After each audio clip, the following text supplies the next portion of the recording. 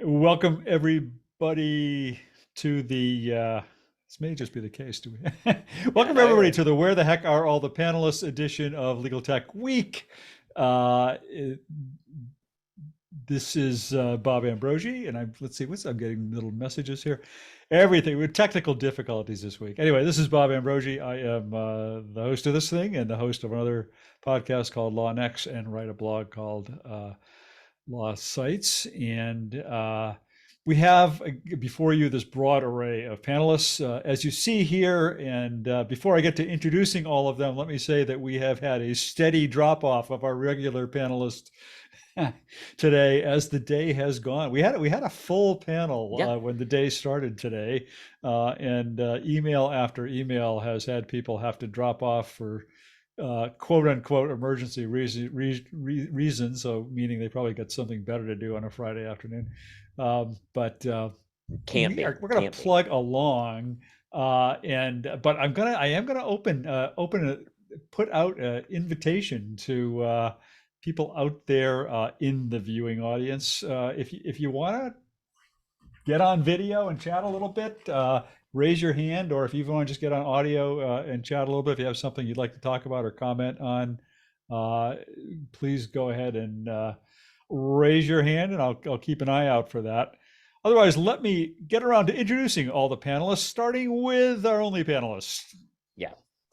Hi, I'm Joe Patrice. I'm from senior editor from Above the Law. I have a podcast called Thinking Like a Lawyer, and I also saw all the panelists drop off today, and I am charging the Marshal of the Supreme Court to conduct a just as thorough an investigation as they just concluded into the Dobbs leak to figure this out.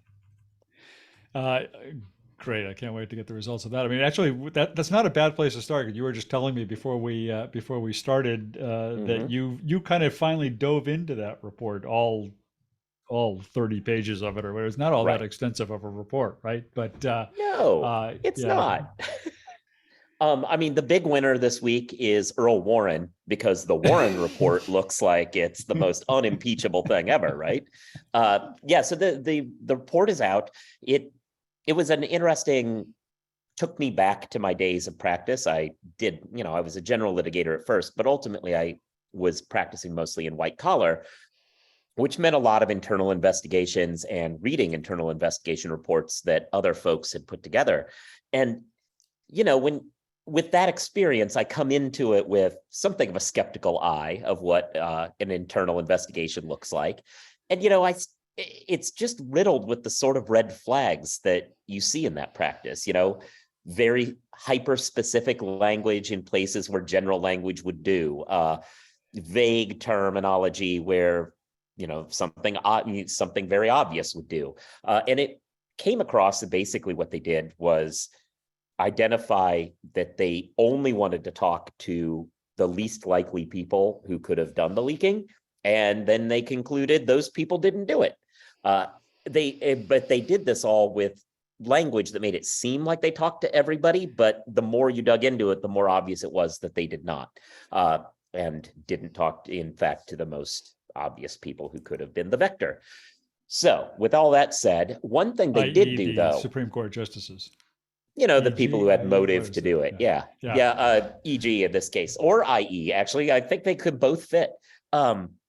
Anyway, so there was a tech aspect to it, of course, because they did engage in analysis of cell phones that they seized from the clerks, but they also did some review of the IT superstructure of the Supreme Court, which was interesting. They more or less decided there were no hacks, which obvious. Not obvious, but I mean, pretty obvious. But they also then would go through and look to see if anyone had printed it out, and found that most of their printers, they couldn't track whether anything had ever been sent to them. They also determined that there were a limited number, but still some paper copies flying around, which, is not exactly the safest way to handle something you want to keep confidential.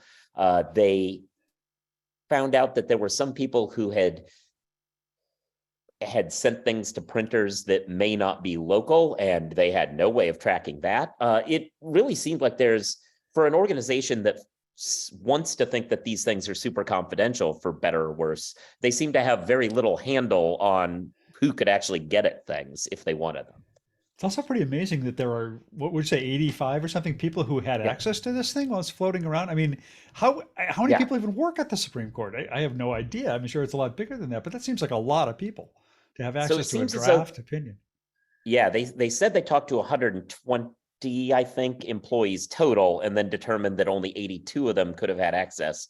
But, you start down the road of, the justices all have 4 or 5 clerks. There's, secretaries, there's people who are typesetting and stuff. Like it builds up pretty quickly. When there's nine chambers, you're already starting out at about 45, 50 before you start dealing with support staff. So it gets there.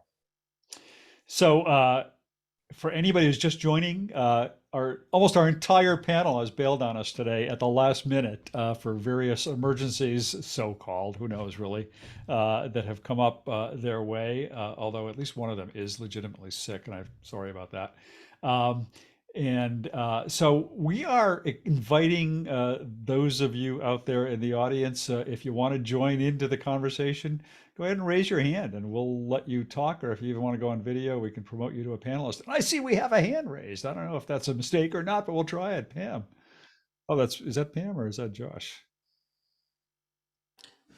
Hi, Bob. It's Joshua. Can you hear me? Yeah, your name says Pam. Oh, I grabbed Pam's link. I apologize. Yeah. So I wanted to talk about an article that was published in Legaltech News. It was the UK legal tech predictions for 2023. Oh, I missed that. I'll throw it in the chat for everyone. They went a little crazy with their predictions this year. They did like weeks of predictions in Legaltech. Yeah. News. Yeah. The first thing I thought was we have another panelist. And I don't think I can turn the camera on, can I? I can promote you. You want your camera on? Yeah. I can promote you to panelist. I think I've promoted you. Did that work? No, I've lost you altogether. You are a panelist now. You should be able. There you go. There you go. All right. Yeah. And now Gene is here. Gene, we were pretty well. I was just Joe. You're recruiting people from the audience. We're recruiting That's from the great. audience. Yeah, I I was about to run outside my office and see if I could bring some people in off the street. Sorry about that. It's been one of those days. But so Josh, I'm sorry to interrupt you. Yeah. So one of the things that I thought should be pointed out is the question about cybersecurity and our law firms taking it seriously. And I think the yes and no answer from Nick Watson was the one that made me laugh out loud. Law firms are putting together these policies like don't click on spam, but they're not really talking about why the policies need to be in place. And I think importantly, nobody there talked about investment in cybersecurity, which I think is interesting. Like if we're going to secure ourselves, why aren't we removing the risk from the hands of the individual users and instead putting in the technology to prevent that type of stuff? And there are lots of things that do that for us, right? There are email scanners that take care of that. There's better permissioning when it comes to remote access of files.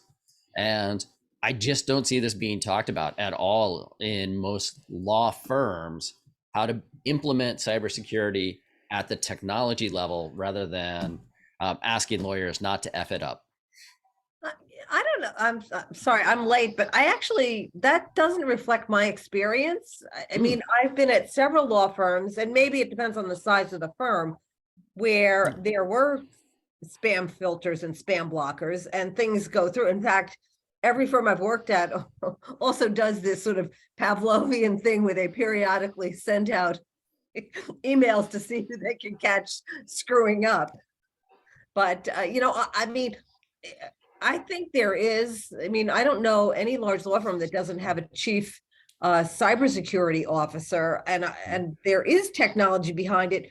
But I don't think anybody's come up with a perfect technology that absolutely anticipates every way cybersecurity can break. I think that's where the real challenge is. I do agree with you. Mhm. We have, there is mandatory training at least twice a year on how not to screw it up, where I work. Yeah, I mean, You no know, it's matter. Go interesting. ahead. I'm sorry. Go ahead. Oh, Go yeah. ahead, Joe. Oh, no, I was going to kind of pivot a little. You go. Mhm.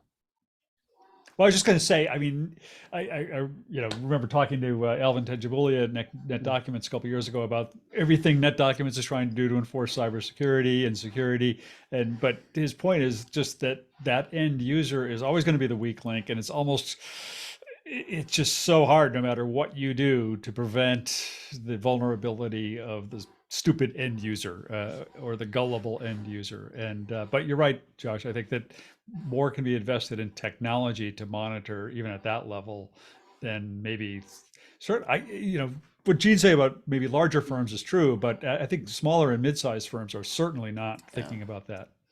And wanted to what's interesting oh, is, all right. I think it's just like any tech that comes into the legal industry, right? What we see is sometimes it's a heavy investment, it's a big lift in terms of implementation, but as it becomes more and more ubiquitous elsewhere, the reasonableness of not using these things starts to come into question. And we know that legal insurance providers, for example, are just like fleeing solo and small law firms for cybersecurity. Those firms just aren't adopting what are now deemed reasonable measures. And so I think that's the conversation we need to be having around it. Yeah.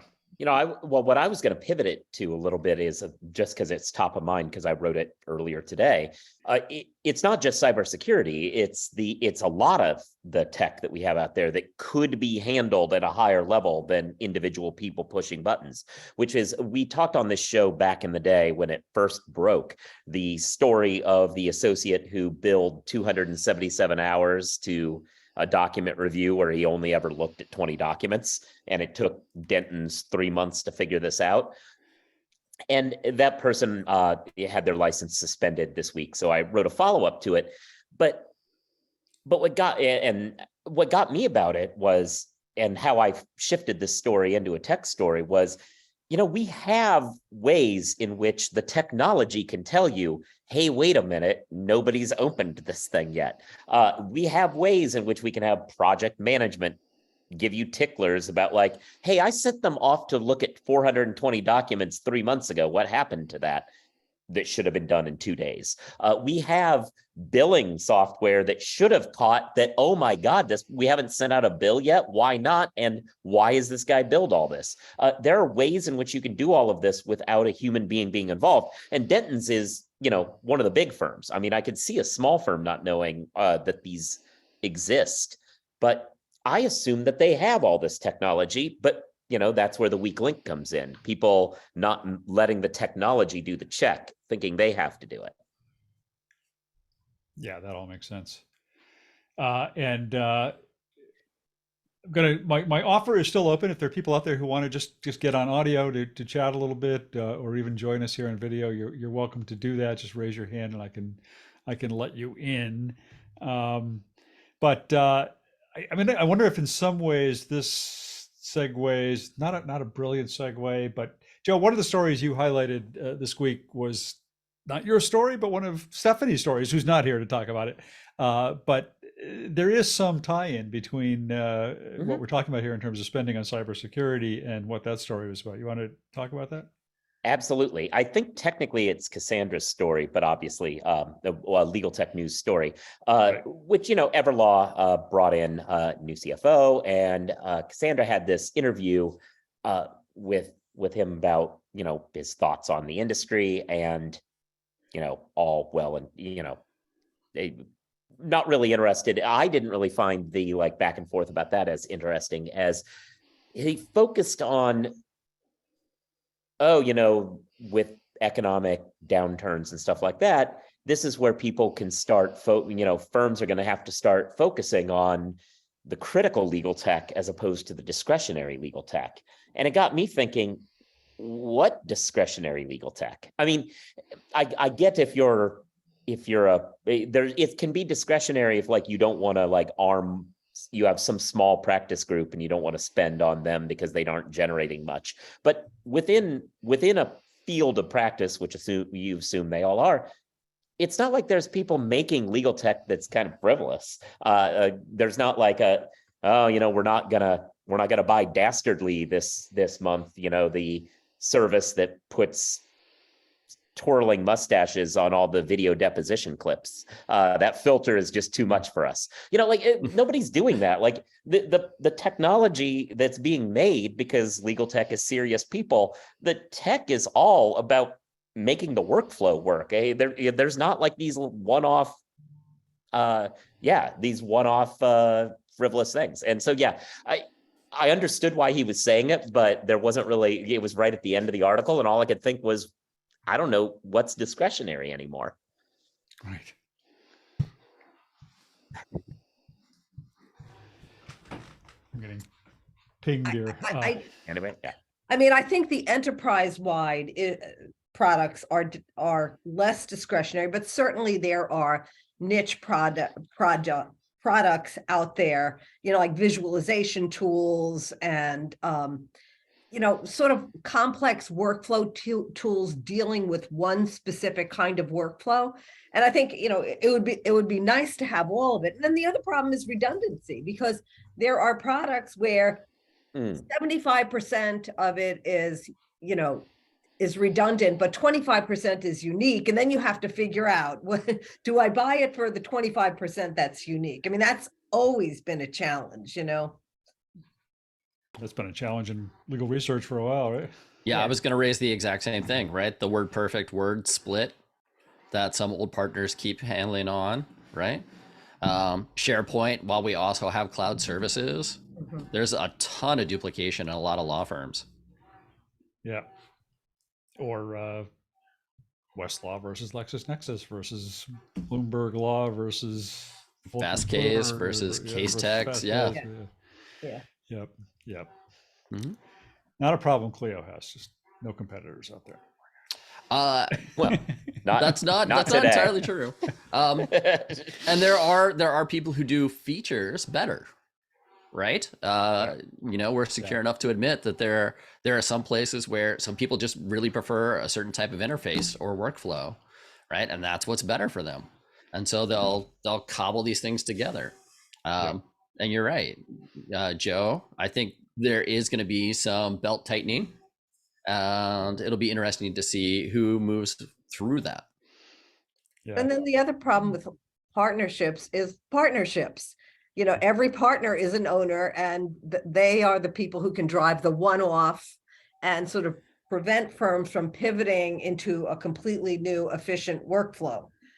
And I think that's where a lot of the trade-offs are, because you have to make so many compromises. Yeah, I think Dennis raised a really snarky but good point. Yeah. Discretionary tech is what somebody else wants to buy. Oh. So, Gene, you listed a bunch of good stories this week, and I'm glad you're here with us and we're able to make it. Where would you want to start? Well, I think the one that's Girl Scouts or flash drives? No, well, I thought the flash drives. I thought it was more of a pivot. I wasn't here the week that the story broke about Jonathan O'Brien and Proskauer, and I eons ago I did work at Proskauer.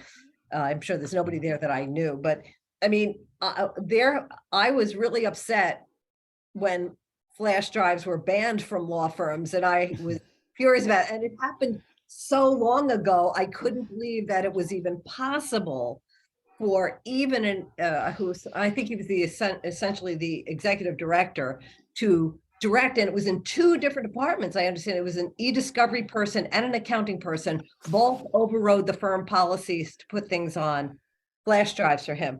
But the other thing is, and now he is suing Proskauer, saying it's retaliatory. They're trying to ruin his. And in the meantime, the firm he was going to has withdrawn. Paul Hastings has withdrawn their offer.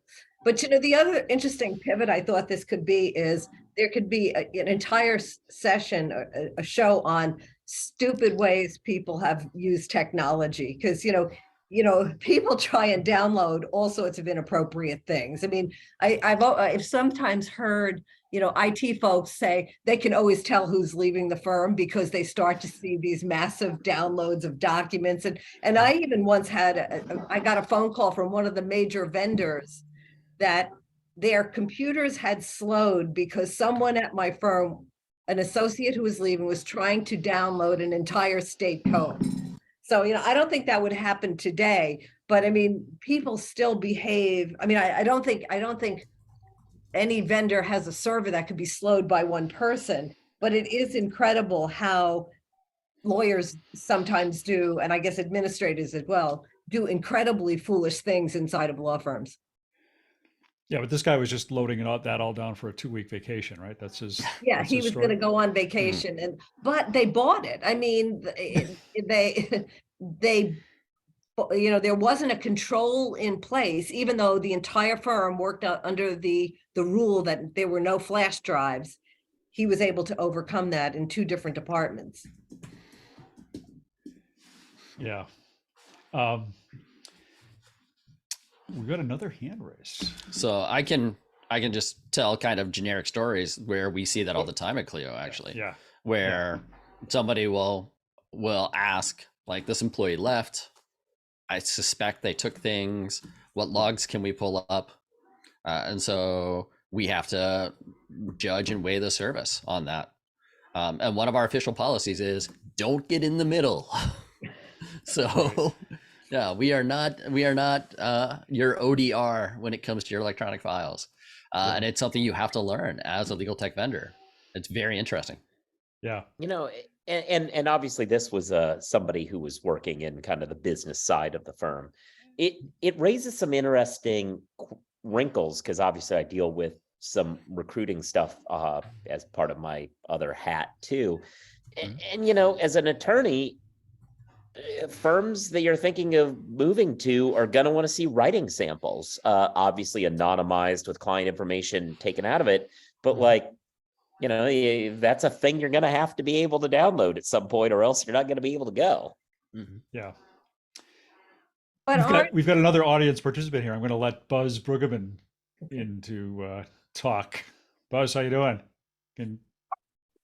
Excellent. Can you see me? I can see all you guys. We can hear you. It's funny. We see a nice picture of you, Buzz. Yeah. Pardon me? We see a nice picture actually with kind of a collar. So I spent one lifetime practicing law and built ActiveWords, and I'm talking to lawyers every single day. And I'm totally fascinated by the idea that you guys are talking about sophisticated problems with people who don't really know how to type. I mean, there is a generation of lawyers. I mean, one of my friends is a senior partner at Perkins Coie. He doesn't know how to type. And when I've tried to explain to him how this stuff works, and he's billing his time at $600, $800, $900 an hour, he's not going to spend 1 second. So I look at this almost in this long tail, okay? And the long tail says, if you're in your 40s, you may know how to type. If you're 30s, you certainly know how to type. If you're in your 20s, you do know how to type. And all those guys understand what to do and how to do it, but they don't have any control over budgets and policies or anything, because the guys, the dinosaurs, the elephants heading for the graveyard, they control all that stuff. So that's observation 1. Hey, I'm a dinosaur, and I had to take typing when I was like in high school. I had to learn how to keyboard type.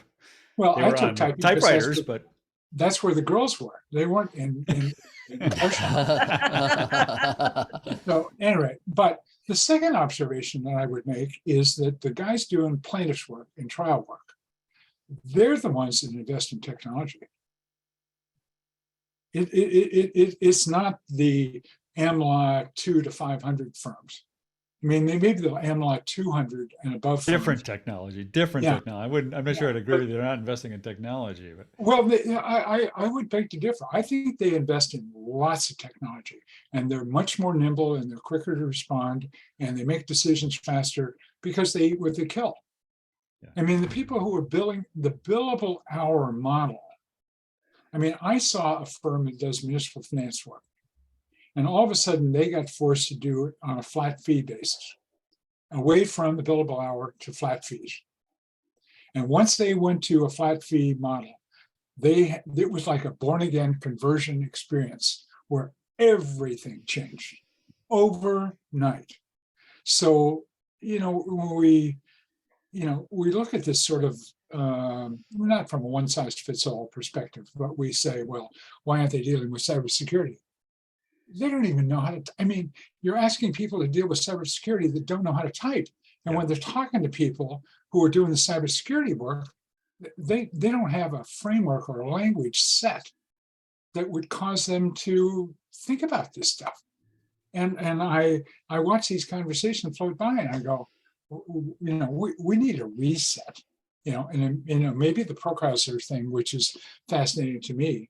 But you need to, some big law firm needs to get knocked off for millions upon millions of dollars before. I think that the point is well taken, that whether they even know how to type, that they are there's certainly plenty of lawyers out there still who are so unsophisticated about technology that's why they continue to be a weak link for some of the ransomware attacks and other things that come along. And that's why the whole duty of technology competence becomes so important, and training becomes so important. And I know, Bob, I know, Bob, you have championed that idea, but it feels to me like it's such a low bar. Such a shockingly low bar. There's no CLA requirements, or there's no testing. Who's the guy who who had the competency test? And Casey Flaherty. Pardon me? Yes. Casey Flaherty. Yeah, Casey Flaherty. He did a great job. But when you looked at the stuff he was asking, do you know how to create a PDF? I don't get it. Next case. But he was trying to create the pressure from the client side. He was saying clients should demand this, and like firms should have to show that their associates can pass competency tests. And I think he was really only focused on associates. I don't think he was really dealing with partners much in his evangelization. Maybe because it was pointless. Possibly. Yeah. Joshua can't hear you. Yeah. Well, Josh, Buzz, you're muted, but yeah. But I was just going to say, Buzz, what do you think about New York State requiring cybersecurity CLE now? I'd have to see what the classes of the courses look like and what the requirements were. I'd have to see what that's all about.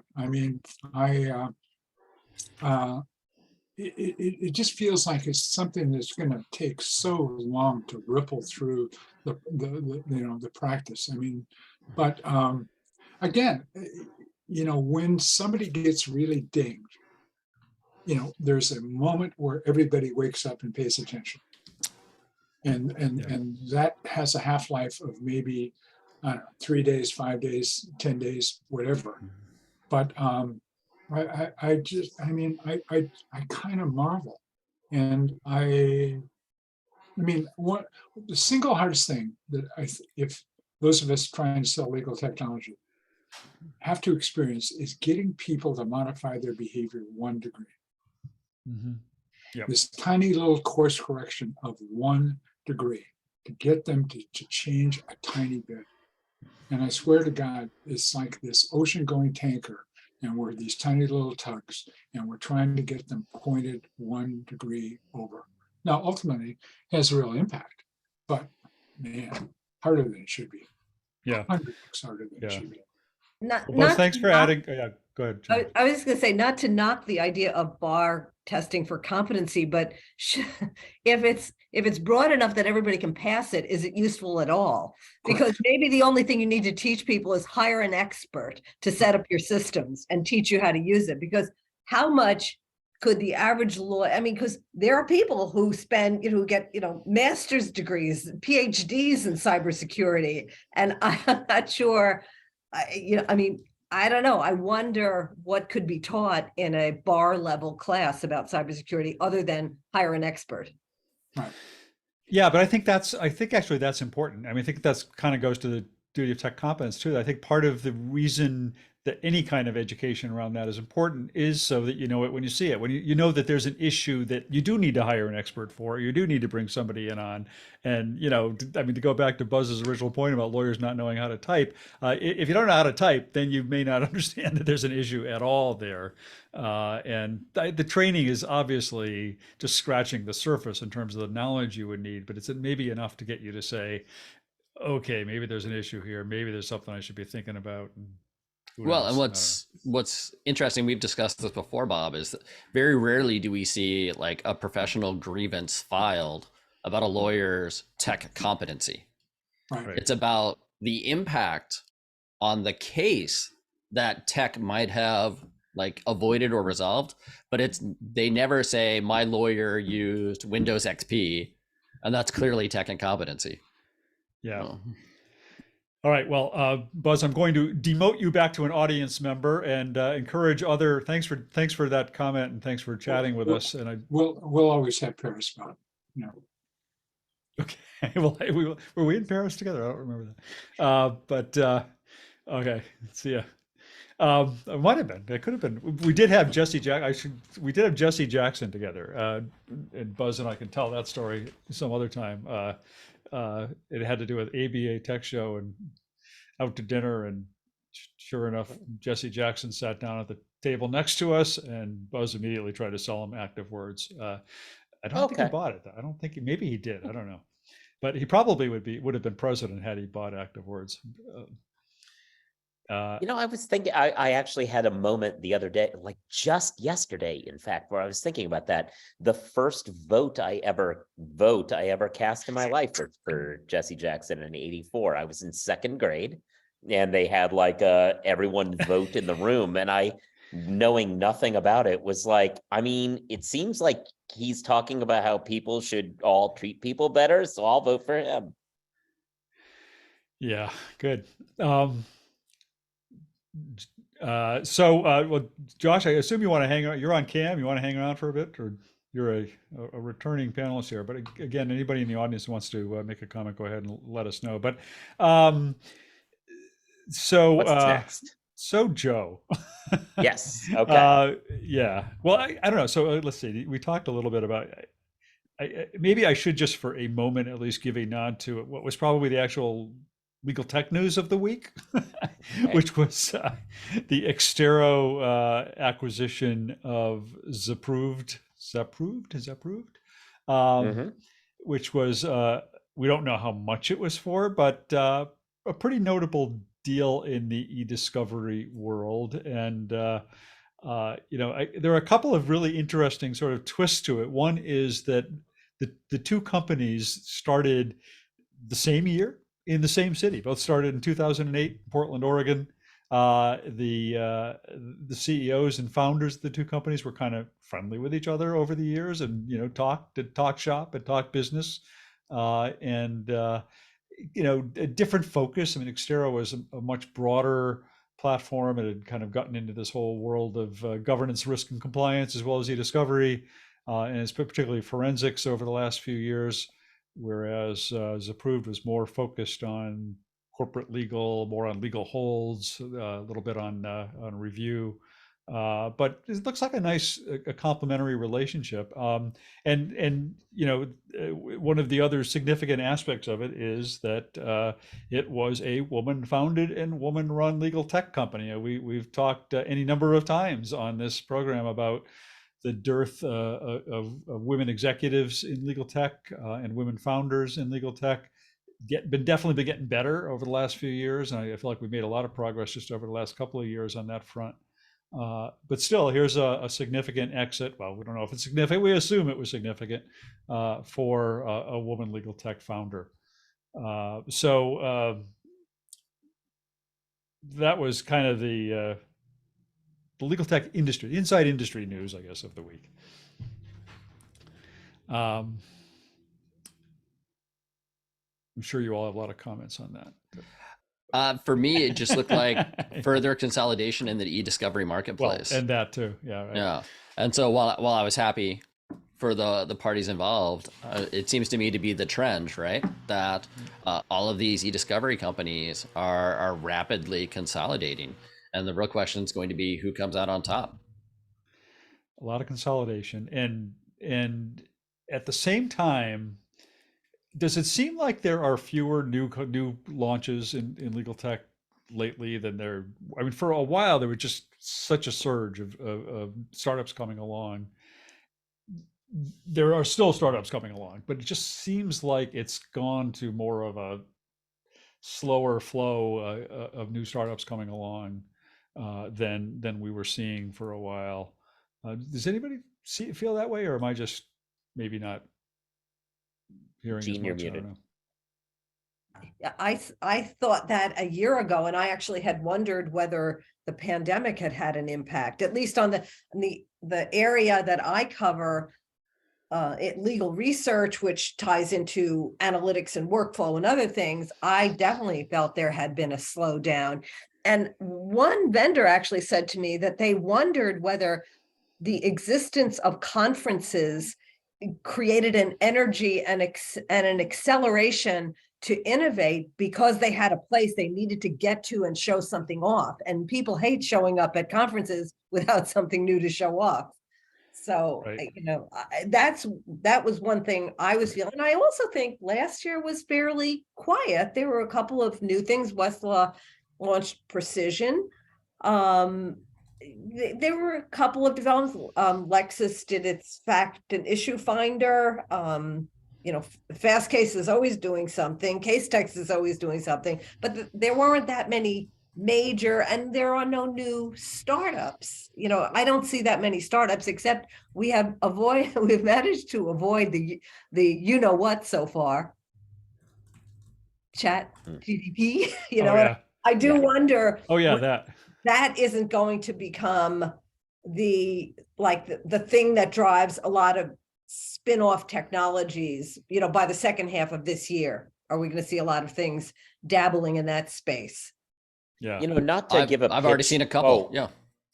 ahead, Not to Jeff. give a pitch. No, nothing. Not to give a pitch for going back to back episodes of this show if you've missed them, but they're important. But our predictions episode, that was one of my predictions. I think the conferences point is well taken that I hadn't put into that show. But one thing I said was part of the reason there's not as many startups is who drives a lot of the great startups in this space.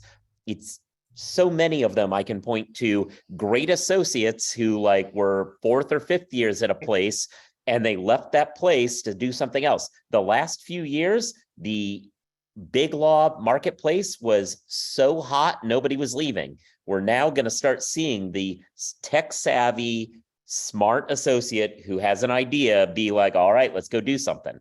I agree. I actually think that has legs. Yeah, and I agree with that as well, because they're going to be able to find technical co-founders due to a lot of the big technology companies laying off. So Joe beat me to the punch. I was coming at it from the tech side, but yeah, no, that was my big prediction in our prediction show. And I feel like it's only been a couple weeks since, but I feel like I'm more on solid ground than I was even then. Yeah. Although the other thing I've seen a lot more lately are people from completely outside of legal hearing the buzz about legal tech and getting into legal tech. And I think in the GPT 3.5 era coming up the year ahead, next couple of years, I think we're going to see a lot more people who are playing around with it, who are AI scientists playing around in other fields. We're going to be looking over at legal and saying, wow, there's some real potential there.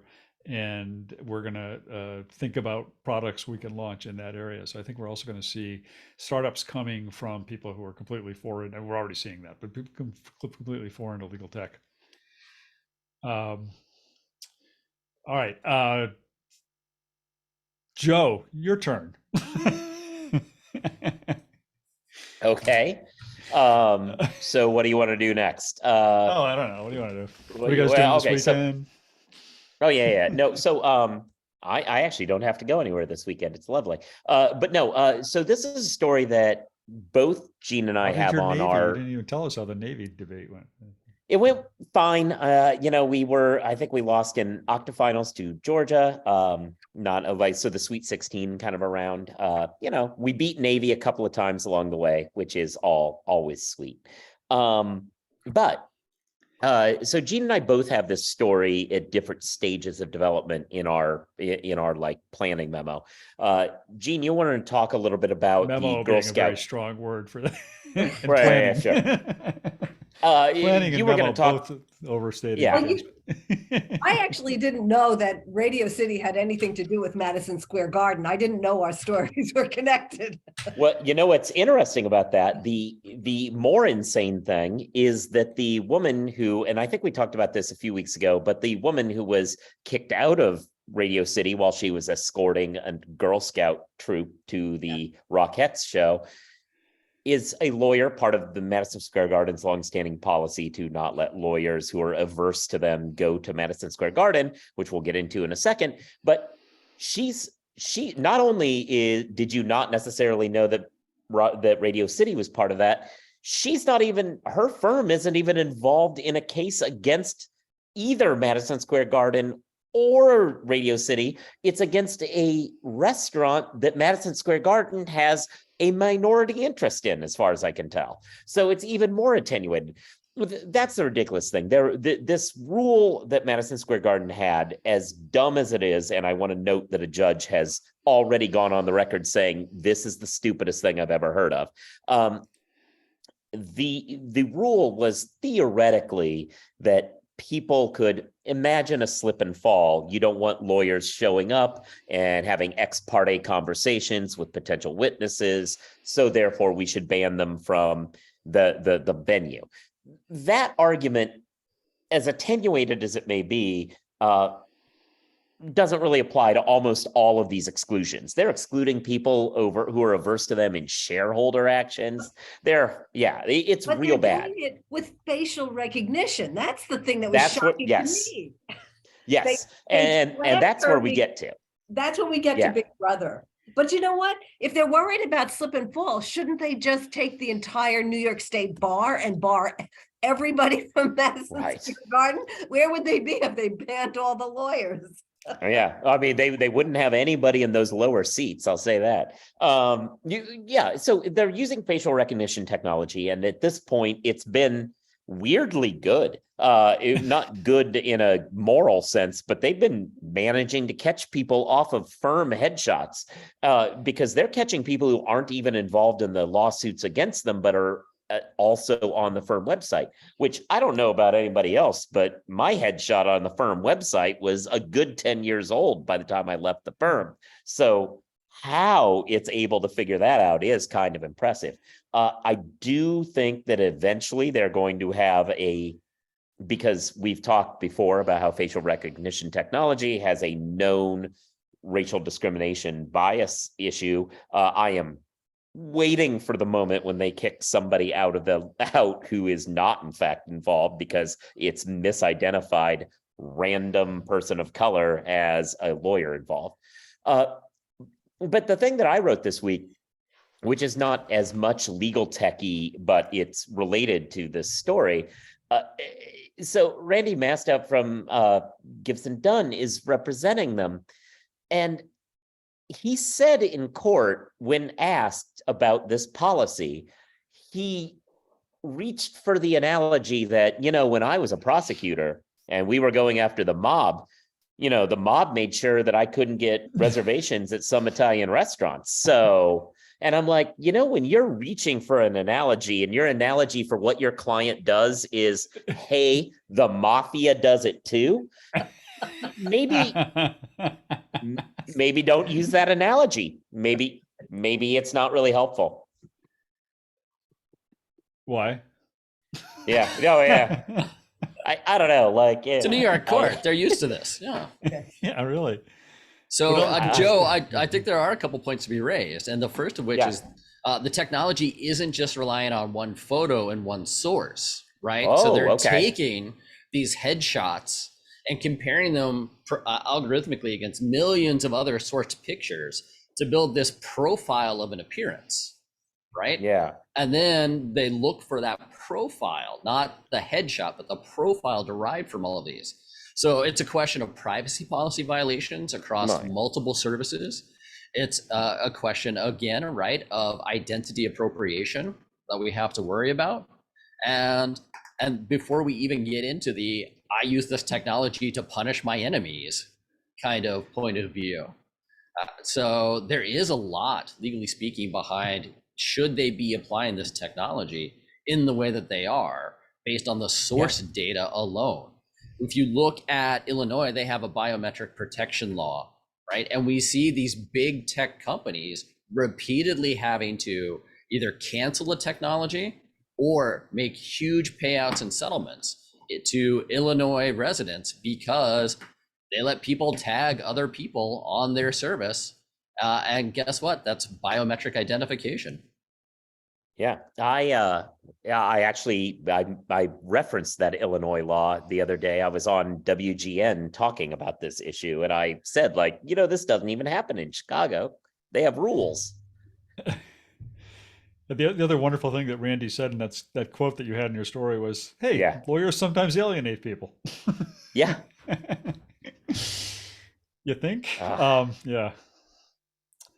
I think it also sort of illustrates that I think there's so much focus on the danger of the government, but to see how commercial enterprises can be just as dangerous as the misuse of information by government, if not more, because they have smarter people working for them and they have more money. So it's really frightening. I mean, how is the government going to even come up with laws to anticipate all these misuses? Yeah.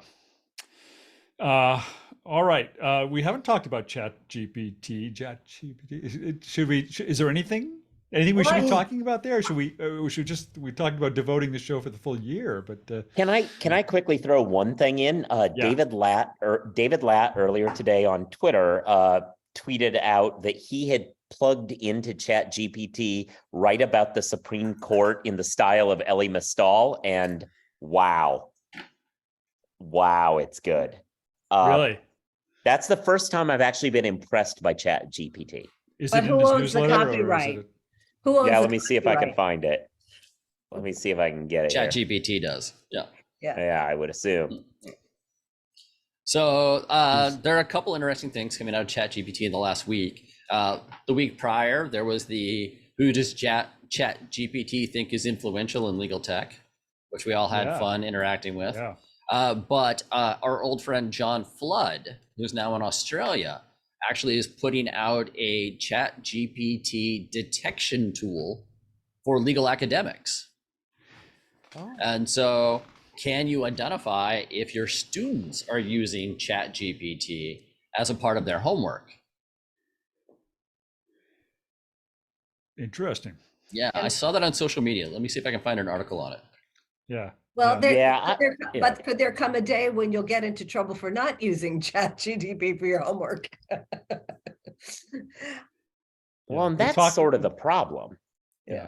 Like sometimes it's actually like what happens when we've already had this situation where these catch softwares think like, oh, I see enough. And it's like, yeah, what if I use ChatGPT to create a draft and then I made massive amounts of changes to it? Am I going to be stuck with that?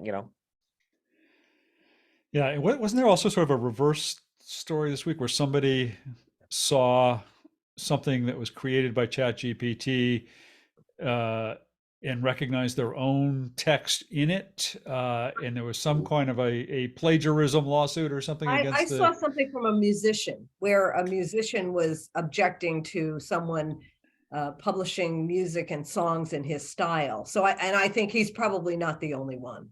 Yeah.